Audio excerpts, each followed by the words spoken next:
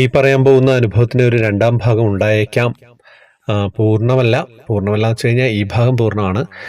ജീവിതം ജീവിതം എന്ന് പറയുന്നത് എത്ര കഠിനമാണ്, എത്ര കഷ്ടപ്പാടുകളും ബുദ്ധിമുട്ടുകളൊക്കെ നിറഞ്ഞാണ്. ഈ അനുഭവം കേൾക്കുമ്പോൾ നിങ്ങൾക്കത് മനസ്സിലാവും, ഒരു സംശയവുമില്ല. നമുക്ക് കേൾക്കാം. വാട്സപ്പ് ഗ്രൂപ്പിൽ വരുന്നതിനെക്കുറിച്ച് പറയാം. അറിയാലോ, ഗ്രൂപ്പിൽ വരിക, ഗ്രൂപ്പിൽ ജോയിൻ ബട്ടണിലൂടെ വരിക, മെമ്പർഷിപ്പ് എടുത്തിട്ട് വരിക.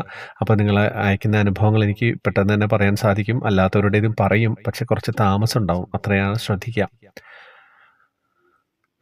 നമസ്കാരം ശ്രീകാന്ത് സാർ. ഞാൻ ത്രിമധുരം ഗ്രൂപ്പിലെ ഒരു അംഗമാണ്. നേരത്തെ എനിക്കുണ്ടായ ഒരു അനുഭവം ഞാൻ സാറിന് ഇട്ടിരുന്നു. അത് ത്രിമധുരത്തിൽ സാറ് പറഞ്ഞു. സന്തോഷം തോന്നി.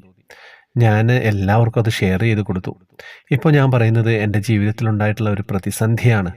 അതിൽ നിന്നും ഞാൻ കരകയറിയത്, എന്നെ പിടിച്ചു നിർത്തിയതും ധൈര്യം കൈവിടാതെ കാത്തു പരിപാലിച്ചതും എൻ്റെ ഭഗവാന്റെ കാരുണ്യവും കൃപയും മാത്രമാണ്. ഇനി എൻ്റെ കാര്യം പറയാം. എൻ്റെ ഹസ്ബൻഡിന് ഒരു വർഷം മുൻപ് കാലിന് നീരും വേദനയും വന്നിരുന്നു. അടുത്തിടെ ഹോസ്പിറ്റലിൽ കാണിച്ചു, ട്രീറ്റ്മെൻറ്റ് നടത്തി. ഒരാഴ്ച അവിടെ അഡ്മിറ്റ് ചെയ്തു. അതിനുശേഷം കുറച്ച് മാറ്റം ഉണ്ടായിരുന്നു. നന്നായിട്ട് പുകവലിയും മദ്യപാനം ഒക്കെ ഉള്ള ആളാണ്. ഡോക്ടർ പറഞ്ഞു, ഇനിയും ഇത് ചെയ്താൽ, പുകവലി തുടർന്നാൽ കാലിന് പ്രശ്നമാകുമെന്ന്. ആരും പറഞ്ഞാൽ തീരെ അനുസരിക്കില്ല. കൊച്ചിയിലാണ് ജോലി. വീട്ടിൽ വന്ന് നിൽക്കില്ല. 1-2 ദിവസം നിന്നിട്ട് ഫ്രണ്ട്സിൻ്റെ അടുത്ത് പോകും. ജോലി ഇല്ലെങ്കിലും വീട്ടിൽ വരാറില്ല. വന്നാൽ മദ്യവയ്ക്കാനും പുകവലിക്കാനും ഞാനും മക്കളും സമ്മതിക്കില്ല. ഞങ്ങൾ പറയുന്നത് അനുസരിക്കില്ല. കൂട്ടുകാരെന്ത് പറഞ്ഞാലും അത് കേൾക്കും. അങ്ങനെ കൃത്യമായി ഡോക്ടറെ കാണാതിരുന്ന് മരുന്ന് തുടർച്ചയായി കഴിക്കാത്തതിൻ്റെ ഫലമായിട്ട് വീണ്ടും കാലിന് പ്രശ്നമായി. സ്വന്തം ഇഷ്ടപ്രകാരം ആയുർവേദത്തിലേക്ക് കാണിച്ചുട്ടോ. ഒരു ഫ്രണ്ട് അവിടെ കമ്പൗണ്ടറായിരുന്നു. അയാൾ പറഞ്ഞത് പ്രകാരം അവിടെ കാണിച്ചു. ബ്ലേഡ് കുത്തിപ്പൊട്ടിച്ച് കളഞ്ഞതിൻ്റെ ഫലമായിട്ട് ഇൻഫെക്ഷൻ കയറിയിട്ടോ.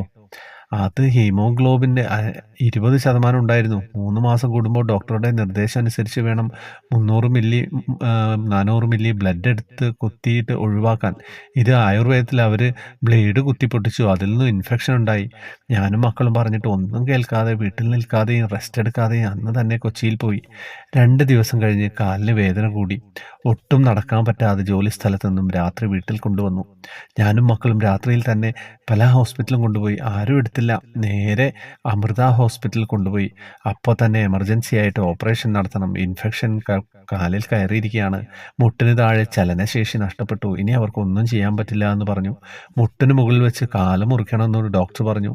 സാർ, അപ്പോഴത്തെ അവസ്ഥ, ഞാനും 3 മക്കളും എൻ്റെ അനിയത്തിയും മാത്രം. രാവിലെ 1 ലക്ഷം രൂപ ഉടൻ വേണം. ഒരു നിമിഷം എന്ത് ചെയ്യുമെന്നും അറിയാത്ത അവസ്ഥ.